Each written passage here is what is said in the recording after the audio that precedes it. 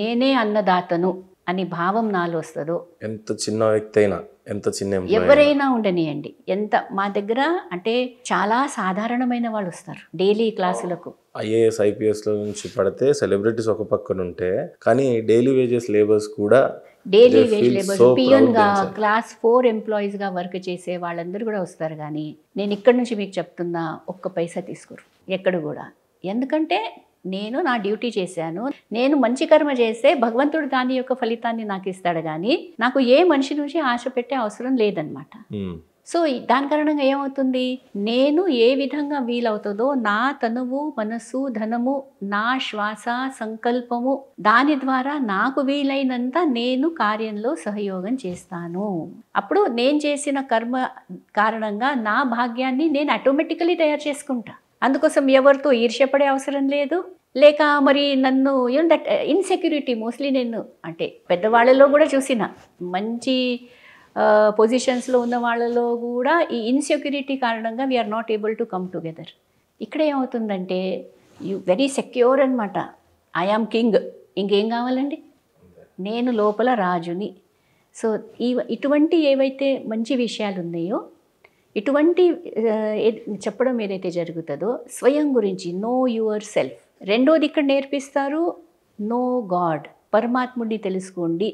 నేను అసలు ఎవరికి చెంది ఉన్నానంటే భగవంతుడికి. మూడోది కాలచక్ర జ్ఞానము, సమయ జ్ఞానము, కర్మల గతి యొక్క జ్ఞానము. ఈ 3 విషయాల యొక్క జ్ఞానం కారణంగా ఇక్కడ 4 సబ్జెక్టులు, జ్ఞానము, దాని తర్వాత రాజయోగము, దాంతో కారణంగా ఆ యోగం చేసిన కారణంగా దివ్య గుణాల ధారణ, ఈ బేసుతో సేవా కార్యక్రమాలు నడుస్తాయి. సో ఇవి ఊరికే నడిచే సేవా కార్యక్రమాలు కావు. ఇక్కడ బ్రహ్మకుమారిస్ గొప్పతనం ఏంటంటే అండి, ఎలాంటి వ్యక్తి అయినా సరే లౌకికమైనవి ఏవైనా సరే, అది కార్ అవ్వచ్చు, బంగ్లా అవ్వచ్చు, డబ్బు అవ్వచ్చు, ఏదైనా కూడా ఇవి నథింగ్ అనే ఒక క్లారిటీ ఇస్తారు బ్రహ్మకుమారిస్లో. ఎందుకంటే లోపల ఎప్పుడైతే ఫుల్నెస్ ఉంటుంది కదా, ఎప్పుడైతే లోపల సంపన్నంగా ఉన్నామో, ఎప్పుడైతే లోపల ఫుల్ ఉన్నామో, బయట ఉంటే ఓకే, లేకుంటే కూడా ఓకే. ఎందుకంటే ఇప్పుడు దానిపైన డిపెండ్ చేస్తలేను కదా నా రెస్పెక్ట్ను, నా యొక్క హోదాను. సో ఇప్పుడు నేను అనుకున్నాను అనుకోండి, ఐఎమ్ బాడీ బిల్డర్ అనుకోండి, నిజంగా నేను వచ్చిన ఒక కేసు, బాడీ బిల్డింగ్లో మంచిగా youth, he's feeling very happy. ఎక్కడో ఏదో ఇది వచ్చిందంట, టెండన్ టేర్ అయింది. So from the last 8 months చేయలేకపోతున్నాడు, ఫేస్ ఇంత చిన్నగా అయిపోయింది, డిప్రెసివ్ ఫీలింగ్స్, సిస్టర్ నేను ఇప్పుడు పనికి రాను. సో ఐ ఎక్స్ప్లెయిన్డ్ హిమ్, నువ్వు నీ ఇమేజ్ని నీ బాడీతో కనెక్ట్ చేసుకున్నావు, నీ విల్ పవర్ పైన నువ్వు అటెన్షన్ పెట్టు. విల్ పవర్తో కూడా ఈ బాడీని ఇంతవరకు తీసుకొచ్చాము, ఆ విల్ పవర్ వేరే డైరెక్షన్లో తీసుకోపోయి again you can feel always better. నా బాడీ బాగాలేదు అందుకోసం ఇంకా నేనేం పని రాననే ఫీలింగ్స్లో ఎందుకు వెళ్తున్నావు, so work on your will power అని చెప్పానమాట. ఓకే, ఆత్మతో మాట్లాడు అనేది కాన్సెప్ట్. అంతర్ముఖి సదా సుఖి. ఎంత అంతర్ముఖం ఉంటాము, ఎంత ఇంద్రియాలను లోపల స్వయాన్ని తెలుసుకోవడము, ఆ పరమేశ్వరుడిని తెలుసుకోవడము, ఈ రెండుటి యొక్క ఏదైతే థింకింగ్ మనం చేస్తామో, మాట్లాడుకుంటామో లోపల, దీన్నే యోగం అంటాం. ఏదో విశేషంగా కూర్చొని కూడా చేయాలి అభ్యాసము, కానీ కర్మయోగం పైన ఎక్కువ మేము అటెన్షన్ అనేది పెడుతూ ఉంటాం అనమాట. సో దాని కారణంగా న్యాచురల్ సంస్కారం అనమాట. ఇవ్వాలే కదా, నేను భగవంతుడి యొక్క సంతానాన్నే కదా, భగవంతుడు నాకు ఏదైతే ఇస్తున్నాడో నాకు ఏం చేసి ఉంది, ఎక్కడైనా దాచిపెట్టుకునేది ఉంది ఏంటి, అంతే. సో ఆటోమేటికలీ ఆ సంస్కారం వచ్చేస్తుంది అనమాట. Yes, I have to give. So when you have lakhs of people who are ready to only give and give, అక్కడ మరి కార్యక్రమాలు సఫలం అవ్వకుండా, సక్సెస్ఫుల్ అవ్వకుండా, పెద్ద పెద్ద బిల్డింగ్స్ ఏవైతే ఉన్నాయో అవి జరగకుండా మరి ఎలా నడుస్తాయి? బాగా చెప్పారు. 100+ కంట్రీస్లలో బ్రహ్మకుమారిస్ ఈరోజు విస్తరణ చెందింది. ఎలా సాధ్యమైందంటే ఏం చెప్తారు? బ్రహ్మకుమారిస్లో అడ్వర్టైజ్మెంట్స్ అవన్నీ చాలా తక్కువ అండి. బికాజ్ మనకున్న రిసోర్సెస్ ఏవైతే ఉన్నాయో దాని అనుసారంగా మనం నెమ్మదిగా వర్క్ చేస్తూ వచ్చాము. ఇది 1 రోజు 2 రోజుల యొక్క విషయం కాదు. ఐఎమ్ టాకింగ్ ఫ్రమ్ 1936 ఎప్పుడైతే సంస్థ స్థాపన అయిందో. So mostly it is by word of mouth. So దాని కారణంగా ఏమైంది, నాకు మంచిగా అనిపించింది, నేను ఇంకెవరికో చెప్పడము, వాళ్ళు ఇంకెవరికో చెప్పడము. సో దేశాలలో కూడా ఆ విధంగానే జరిగిందనమాట. కానీ స్పెషలీ విదేశాలలో కూడా సేవ చేసింది ఫ్రమ్ ఇండియానే ఎవరైతే వెళ్ళారో, ఎవరైనా గృహస్థులు, బిజినెస్ మ్యాన్, అలాగా వాళ్ళకి మంచిగా అనిపించింది. వాళ్ళ దగ్గర వాళ్ళు సత్సంగం పెట్టడం అనేది జరిగింది. సిస్టర్స్ని వాళ్ళు అక్కడ పిలవడం జరిగింది, ఇన్వైట్ చేయడం జరిగింది. నెమ్మదిగా నెమ్మదిగా ఎన్ని సంవత్సరాలలో మళ్ళీ ఇన్ని కంట్రీస్లలో వ్యాపించడం జరిగిందనమాట. అండ్ ఇంకోటి ఏంటంటే we are not colliding with any religious interest with any religion. And దీంతో ఏమవుతుందంటే మా ఎక్స్పీరియన్స్లో వేరే రిలీజన్స్ ఎవరైతే పాటిస్తున్నారో, మేబీ వాళ్ళు ముస్లిమ్స్ ఉండొచ్చు, క్రిస్టియన్స్ ఉండొచ్చు, జ్యూస్ ఉండొచ్చు, లేక గాడ్ని బిలీవ్ చేసే వాళ్ళు కూడా లేరేమో, బుద్ధిజం ఫాలో చేస్తారు, జైనిజం ఫాలో చేస్తారు, ఏథిస్ట్ ఎవరైనా తీసుకోండి, వాళ్ళ యొక్క సోల్తో మోస్ట్లీ కనెక్ట్ అయిపోతున్నారనమాట. కనెక్ట్ అయిపోయి అవును ఇదొక చక్కని మార్గం ఉంది, ఇక్కడ మేము మా యొక్క ఏవైతే ఆచారాలు ఉన్నాయో, మా ఇంటి పద్ధతులు ఏవైతే ఉన్నాయో ఏది వదలాలని అనరు, మీరు మీ యొక్క పద్ధతుల్లోనే నడుస్తూ ఈ జ్ఞానాన్ని దాంట్లో ఎలా మీరు వాడగలరు అనేదే మేము నేర్పిస్తాం. కానీ మాకంటూ ఏదో స్పెషల్గా మీరు చేయాలి, ఇవన్నీ ఇమేజెస్ మీ ఇంట్లో ఉన్న మూర్తులన్నీ తీసేసేయండి, ఇదొకటే శివబాబాని పెట్టండి అనేది అలా మేము అన్నాం కదా. మీ చక్కగా మూర్తి పూజ చేయండి, చక్కగా పూజలు చేయండి, పూజలు చేస్తూ మరి ఆ స్వరూపాన్ని నేను కూడా ధరించాలి అనేది నేర్చుకోండి అనేది చెప్పడంలో పీపుల్ చాలా చాలా వార్మ్ ఫీల్ అవుతారనమాట. ఎస్, ఇది చాలా చక్కగా ఉంది, మేము ఏదైతే నడుస్తున్నామో మా ఆచారాలు మా పద్ధతుల్ని ఎక్కడ కూడా డిస్టర్బ్ చేయకుండా చక్కని ఈ జ్ఞానాన్ని ఇంకో తీసుకువచ్చి మేము ఇంకా ఎన్రిచ్ అవుతున్నాము, బెటర్ ఫీల్ అవుతున్నాం. అందుకోసం సో మెనీ కంట్రీస్, ఎన్ని వెరైటీ కల్చర్స్ అండి, ఎన్ని డిఫరెంట్ పీపుల్, అసలు మీరు జస్ట్ వరల్డ్ ఇంకా ఎన్ని డిఫరెంట్ స్కిన్ కలర్స్, ఎన్ని లాంగ్వేజెస్, ఆల్ డిఫరెన్సెస్ ఉంటూ కూడా చెప్పాను కదా, ఆ ఒక్కడితో కనెక్ట్ అవ్వడం అనేది ఏదైతే నేర్పిస్తామో లేక నేర్చుకుంటారో దాని కారణంగా చాలా చక్కగా అన్ని కంట్రీస్లలో బ్రహ్మకుమారీస్ యొక్క ఉండడము, చైనా లాంటి ప్లేస్లో కూడా, లేక అదర్ కంట్రీస్, మన మిడిల్ ఈస్ట్ కంట్రీస్ అంటాము, అన్ని ప్లేసెస్లో వాళ్ళ యొక్క పద్ధతి అనుసారంగా, వాళ్ళ యొక్క రిక్వైర్మెంట్ అనుసారంగా మనము అక్కడ చెప్పడం జరుగుతుంది అన్నమాట. అప్పుడు ఎలాంటి సమస్యలు ఎదుర్కొన్నారు, ఎలాంటి ఆశయాలతోని బ్రహ్మకుమారి స్టార్ట్ అయింది, ఎలాంటి ఆశయాల్ని అచీవ్ చేయాలనుకుంటుంది అని అంటే ఏమంటారు? బ్రహ్మకుమారి స్టార్ట్ అయింది ఇప్పుడు 1936లో స్టార్ట్ అయింది. ఇండిపెండెన్స్ రాకన్నా ముందు. అండ్ ఇదంతా ఎప్పుడైతే మన భారతదేశం అన్డివైడెడ్ ఉండేనో, సో ఈ కార్యం అంతా మొదలైంది ఫస్ట్ హైదరాబాద్ సింధ్లో అనమాట. పాకిస్తాన్ హైదరాబాద్ సింధు అంటేనే వినడానికి ఎంత బాగుందో అప్పట్లో. సింధు ప్రదేశము, సింధు నది అంటాము, సో అది గుర్తొస్తుంది మనకు. సో ఆ సమయంలో ఫౌండర్ ఫాదర్ పేరేమో ప్రజాపిత బ్రహ్మబాబా, కానీ ఫస్ట్ వృత్తిపరంగా హీ వాజ్ ఎ జ్యువెలర్, చాలా సక్సెస్ఫుల్ జ్యువెలరు, సింధీ. అతను అప్పుడు పేరేమో దాదా లేఖరాజ్ కృపలాని. బేసిక్గానే వీళ్ళు బిజినెస్ మ్యాన్లు ఎక్కువ, దట్టు సింధీస్ అంటేనే వాళ్ళ మైండ్ అంతా మనీ మేకింగ్, మనీ క్రియేట్ చేయడము అండ్ చాలా రిలీజియస్. మరి అలాంటిది ఆయన అన్ని వదులుకోవడం అనేది కూడా గొప్ప విషయమే కదండి. దాని వెనుక ఒక సంకల్పం అనమాట. అంటే చాలా విష్ణు భక్తి చేసేవారు, ఎంతంటే గీతను ఒక్క రోజు మిస్ చేసేవారు కారనమాట. లేఖరాజ్ గారు అంటే లేఖరాజ్ గారు భగవద్గీత, విష్ణు నామస్మరణ భక్తుడు. ఇంకా పరమాత్మను తెలుసుకోవాలంటే 12 గురువులు కూడా చేసుకున్నాడు, వెరైటీ యొక్క సబ్జెక్ట్స్ పైన. ఇంకా సత్సంగము ఇంట్లో అన్నీ బాగా జరిగేటివి అనమాట.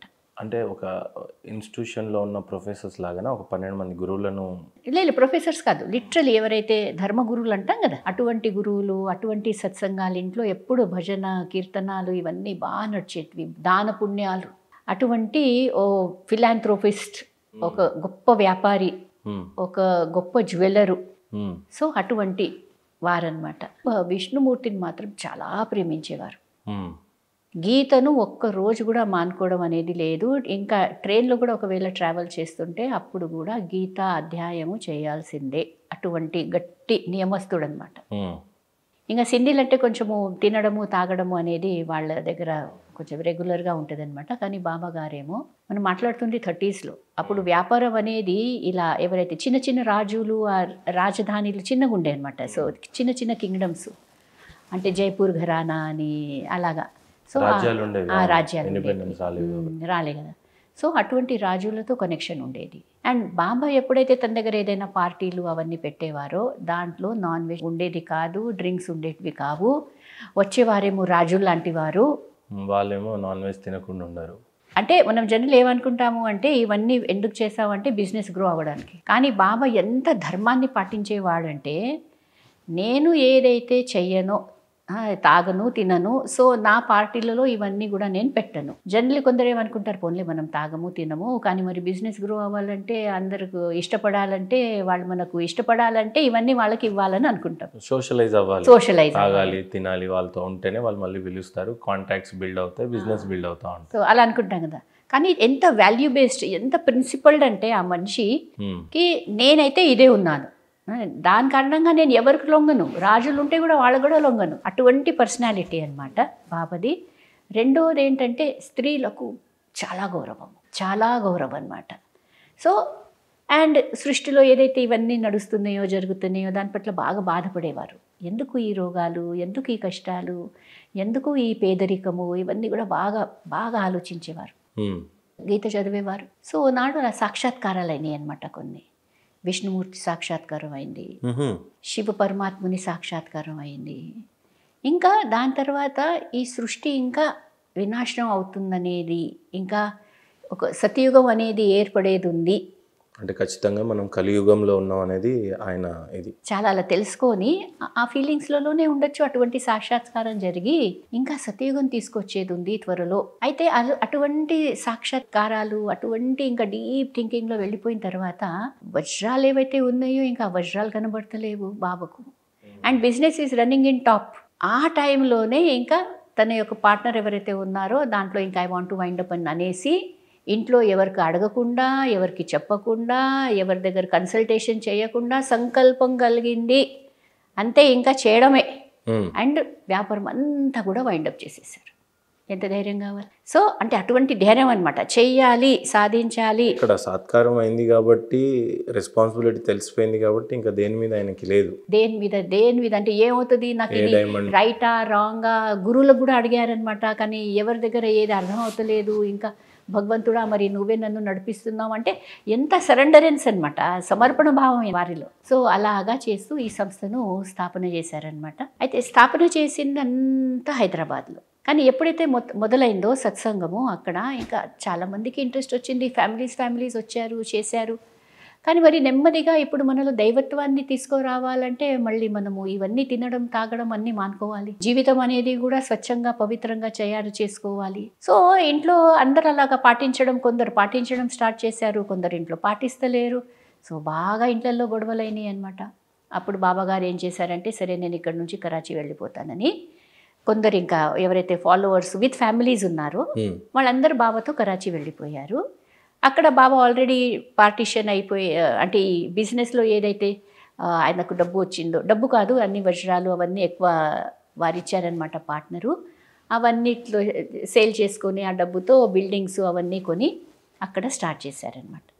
మరి ఎవరైతే హైదరాబాద్లో ఉండిపోయారు, సింధ్ హైదరాబాద్లో, వారికి అన్నారనమాట మీరు ఎప్పుడు వరకు అయితే మీ ఇంటి వాళ్ళ నుంచి లెటర్స్ తీసుకురారో అప్పుడు వరకు నా దగ్గర ఇంకా రావడానికి కుదరదు అని. అంటే కొత్తగా ఫాలోవర్స్ ఎవరైతే లేక హైదరాబాద్లో ఎవరైతే బాబాకు ఫాలోవర్స్ ఉండే, కొందరు సింగిల్ ఫాలోవర్స్ ఉండే, ఫ్యామిలీస్ ఎవరైతే ఉన్నారో వాళ్ళందరైతే బాబాతో వెళ్ళిపోయారు. ఎవరైతే ఒక ఫ్యామిలీ నుంచి వేరే వాళ్ళు ఎవరైతే ఉన్నారో వాళ్ళు ఎలా రావాలి మరి? కానీ బాబా అన్నారనమాట మీరు ఫ్యామిలీ వాళ్ళ పర్మిషన్తోనే రావాలి. స్టార్టింగ్లో ఈయనకి భగవంతుడి యొక్క సాత్కారం అయిన తర్వాత ఈయనను కూడా మనుషులు నమ్మడం చాలా కష్టమే. బాబాగారిని కూడా నీవు అందరి దేవుడితో సాత్కారం అయిందంటున్నావు, అది నిజమో అబద్ధమో అని అయ్యే ఉండొచ్చు స్టార్టింగ్. ఆ టైంలో అలాంటి ఛాలెంజెస్ ఉంటాయి కదా, చాలా ఛాలెంజెస్. అట్లా ఒకటి స్టార్ట్ అయింది ఆ రోజు అయి ఉండొచ్చు. ఈరోజు బ్రహ్మకుమార్ అంటే కోట్లలో ఉన్నారు మీరు, కానీ బట్ ఆ స్టెప్పింగ్ స్టోన్ అనేది చాలా కష్టం. ఎంత డిఫికల్ట్ ఉందంటే ఎప్పుడైతే ఇదంతా ఎస్టాబ్లిష్మెంటు ఇంకా కరాచీలో ఒక 14 years ఏ విధమైన బయట ఎవరికైనా ప్రచారం అనేది ఏది చేయకుండా ఒక 400 inmates యొక్క అదొక వాతావరణం తయారైపోయిందనమాట. ఇంకా అక్కడ 14 years జస్ట్ సాధన అందరు కలిసి మౌన సాధన. పాకిస్తాన్ కరాచీలో, బట్ బిఫోర్ ఇండిపెండెన్స్ అంటే భారతదేశమే ఆనాడు. అయితే చాలా తపస్య అనేది జరిగిందనమాట ఆ టైంలో. అయితే ఈ తపస్య అంతా చేస్తూ అప్పుడు మన హిస్టరీ ఎన్ని అవుతుంది, అప్పుడు ఇక్కడ డివిజన్ అనేది స్టార్ట్ అయ్యి 1947లో ఇండియా పాకిస్తాన్ అనేది డివైడ్ అయిపోయే వరకు ఇంకా మళ్ళీ భగవత్ సంకల్పం ద్వారా ఇంకా ఇటు భారతదేశం వైపు రావడం జరిగిందనమాట. అన్నీ వదులుకొని. అప్పుడే అన్ని బిజినెస్లు వదులుకున్నాడు, అప్పుడే అన్ని బిల్డింగ్స్ కట్టేశారు, ఆయన దగ్గర ఉన్న రూపాయి మొత్తం అయిపోయింది. అలాంటిది ఆ దేశంలో పాకిస్తాన్ కరాచీలో ప్రతిదీ వదిలేసి ఖాళీ చేతులతో కట్టుకున్న బట్టలు, ఇంకా కొన్ని కొన్ని చాలా అవసరమైనవి అనేది అంతవరకే అదే తీసుకురాగలిగారనమాట. సో ఎప్పుడైతే 1950లో భారతదేశంలో మౌంట్ ఆబులో రావడం జరిగిందో, మౌంట్ అబు అంటే రాజస్థాన్ యొక్క ప్రాంగణం, రాజస్థాన్, రాజస్థాన్కి మధ్యలో. ఎస్ అంటే బార్డర్ ఆఫ్ గుజరాత్ అనమాట. అయితే కానీ వస్తుంది రాజస్థాన్లో జాగ్రఫికలీ. నేను మొన్న వచ్చినప్పుడు అయితే రోడ్లు ఇప్పుడే అంత ఘాట్ రోడ్స్ ఉన్నాయి, అప్పట్లో అయితే అది కూడా ఉండకపోవచ్చు, హైలీ బ్యాక్వర్డ్ అయి ఉండవచ్చు. చాలా బ్యాక్వర్డ్ ఏరియా అలా ఉండే. ఇంకా ఆ కాలంలో ఇప్పుడైతే పొల్యూషన్ కారణంగా కొంచెం చలి తక్కువ ఉంది, భయంకరమైన చలి. ఇంకా మీరు చూడండి, కరాచీలో ఉంటున్న వాళ్ళు సముద్ర తీరాన ఉన్న ఆ ఎన్విరాన్మెంట్ ఎలా ఉండేది, ఇంకా నేరుగా ఇక్కడ మౌంట్ ఆబు రావడము, అయితే ఆ ఎన్విరాన్మెంట్ ఎలా ఉండొచ్చు, చేతుల్లో పైసా లేదు, టోటల్ పవర్టీ యొక్క సిచ్యువేషన్ ఉండే. యజ్ఞంలో డాక్టర్ దగ్గర పోవాలంటే కూడా కష్టము. ఎవరైతే ఆ 400 మెంబర్స్లో సిస్టర్స్ ఉండేవాళ్ళో వాళ్ళ యొక్క హిస్టరీ వింటుంటే కళ్ళలో నీళ్ళు వచ్చేస్తుంది అనమాట. ఒక్క ట్యాబ్లెట్ని నలుగురు ఒక 1/4 డివైడ్ చేసుకొని ఆ విధంగా దీంతో పాటు పరమాత్మ శక్తితో తీసుకుంటున్నాను, మెడిటేషన్ యూజ్ చేస్తూ ఓ సంవత్సరం వరకు చాలా కఠినమైన పరిస్థితులు ఉండే అన్నమాట.